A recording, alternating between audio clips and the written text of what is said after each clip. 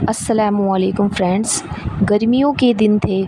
Office से मैंने छुट्टी ली हुई थी क्योंकि घर के कुछ ज़रूरी काम निपटाने थे। बच्चों को कंप्यूटर पर गेम खेलना सिखाना था और बाहर तभी बेल बजी।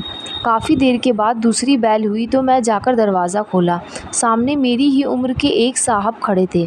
अस्सलामुअलैकुम, उन्होंने बेहद अच्छे तरीके से हाल चाल पूछा।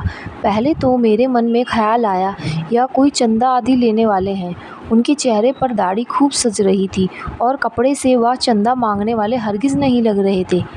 जी फरमाइए, मैंने पूछा। आप ताहिर साहब हैं? जी, मैं मुख्तसर जवाब दिया। वे मुझे रफ़ीक साहब ने भेजा है। शायद आपको किराएदार की ज़रूरत है। हाँ हाँ, मुझे अचानक याद आया कि मैंने ऑफ़िस के एक साथी को बताया था कि मैं अपना घर का ऊपर वाला हिस्सा किराए पर देना है। अगर कोई नेक और छोटे परिवार उनकी नज़र में हो तो बताएं, क्योंकि कार्यालय वेतन खर्च पूरा नहीं होता। मुझे दुख हुआ कि मैं इतनी धूप में काफ़ी देर तक इन्हें बाहर खड़ा रखा। इसे 6 महीने के लिए मकान किराए पर चाहिए था, क्योंकि अपना मकान गिराकर दोबारा तामीर करवा रहे थे।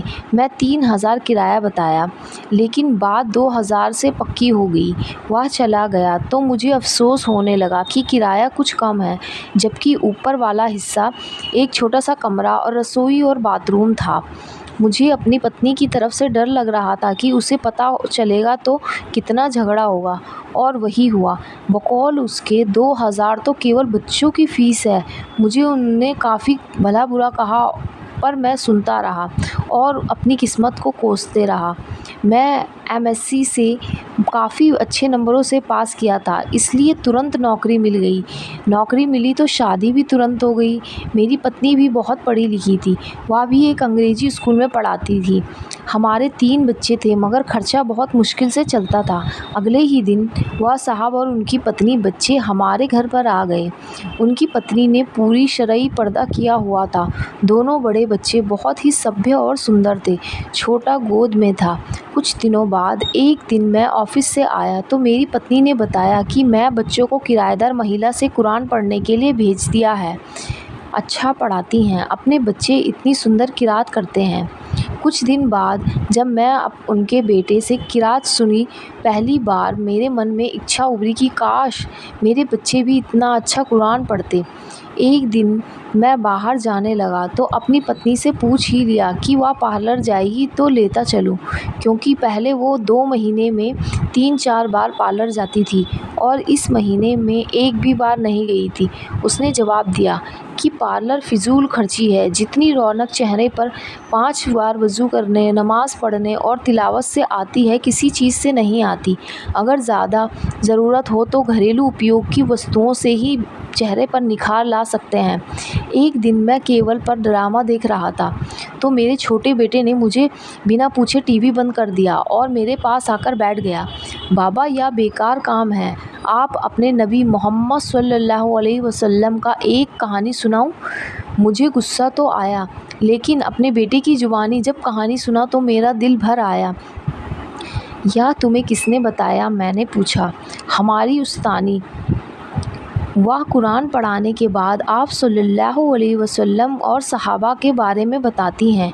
अपने घर और पत्नी बच्चों के तेज़ी से बदलते रवैये को देखकर मैं हैरान रह गया कि एक दिन पत्नी ने कहा, केवल कटवा दें, कोई भी नहीं देखता, वैसे भी फ़िज़ूल खर्ची और ऊपर से गुनाह है।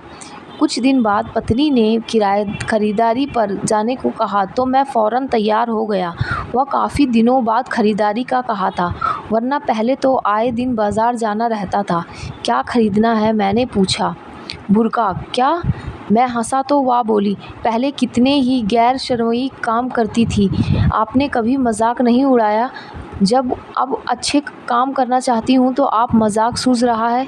मैंने कुछ ना बोला।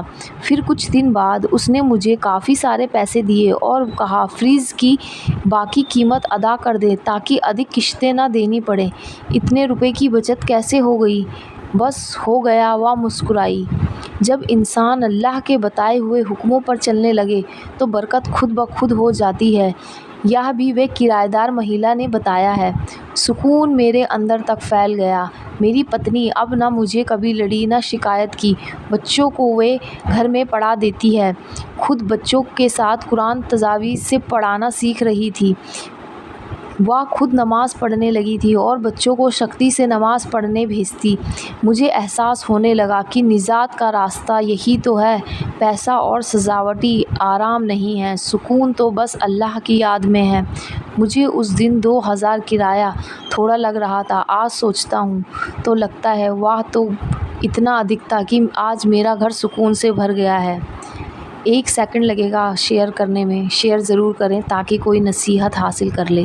जज़ाकल्लाहु खैर।